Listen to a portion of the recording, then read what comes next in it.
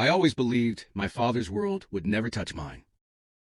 Born into wealth and insulated by privilege, I lived in marble halls and behind glass gates. Tailored school uniforms, silent chauffeurs, security escorts who blended into the walls. I thought that was safety. I thought money was armor. My father used to tell me, Elias, you were born to shine above consequences. I didn't understand then. I do now. Because consequences found me the night the shadows came for him, and took me instead.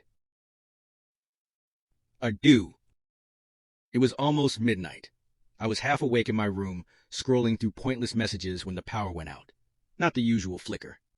This blackout felt intentional, like someone had smothered the entire mansion with one hand. A dead, suffocating silence followed. Then the alarms exploded. Boots thundered down the hallway. I sat up sharply, heart slamming against my ribs. The door burst open, ripping from the hinges. A man in black stepped inside, broad-shouldered, masked, armed. Moonlight glinted off the metal of his gun. "Elias Ward?" he asked. My throat went dry. "Who are you?" He didn't answer. He pressed a button on his earpiece. Target secured. Target. I tried to stand, but two more men stormed in, grabbing my arms. "Hey, stop! Where's my father? What's happening?" One of them gave a humorless laugh. "Kid, your father sold you long before we got here." The world cracked open beneath me. "What does that mean?" I stammered, but they were already dragging me out. My bare feet skidded across polished floors as they pulled me through the hallway, down the grand staircase, past portraits of ancestors whose eyes seemed to watch helplessly. Outside, sleek black cars waited like predators in the dark. And standing before them was a man. He didn't need a weapon to look lethal. Tall, composed, a black coat hugging a body built for power, jet black hair swept back, eyes like winter steel, cold, sharp, and impossibly intense.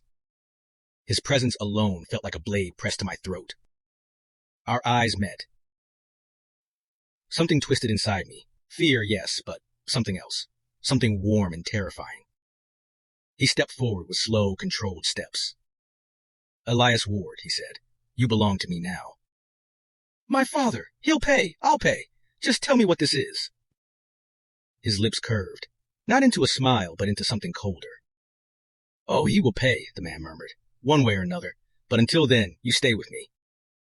"No," I breathed, "I'm not going anywhere with—" He reached out and caught my chin between his gloved fingers. Not roughly, worse, gently, unbreakably.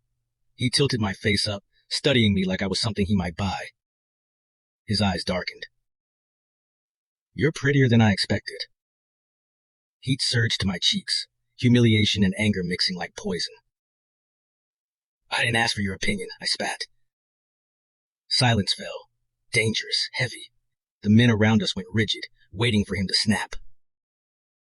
Instead, he leaned in. His breath brushed my skin. "You'll learn not to speak to me like that." A shiver struck me. Not from fear. That realization terrified me more than the kidnapping. He flicked his hand toward the car, put him inside. "No, don't let go of me."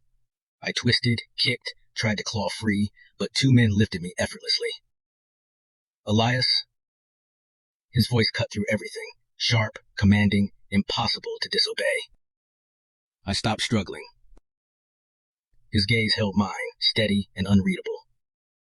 "You can fight," he said softly, "but I always get what I want." Then the door slammed in my face.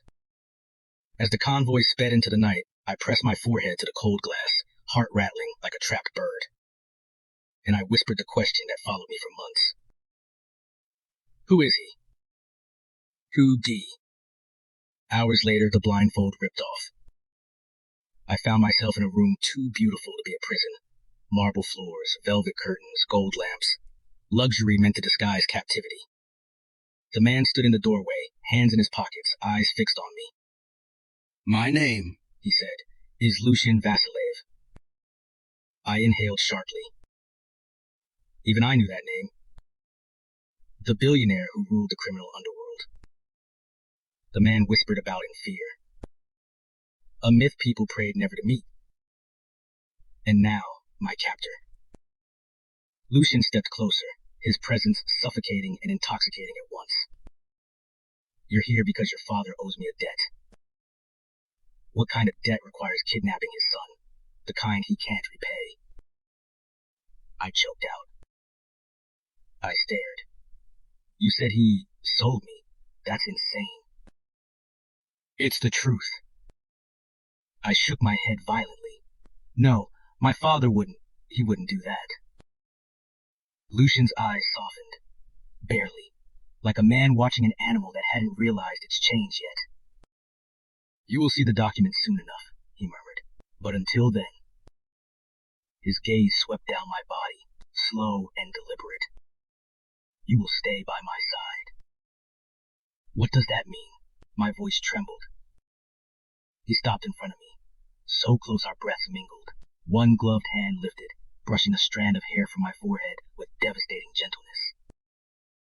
It means, he whispered, you exist to please me. My breath caught. My body reacted, traitorously, shamefully.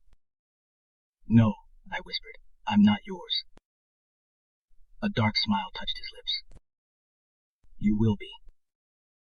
He leaned in and pressed the lightest kiss to my temple, so soft it stole the air from my lungs. Then he turned toward the door. Rest, he said. Tomorrow your new life begins. The lock clicked. And in that moment I understood. Lucien Vasiliev had no intention of ever letting me go. Not until the debt was paid. And maybe not even then.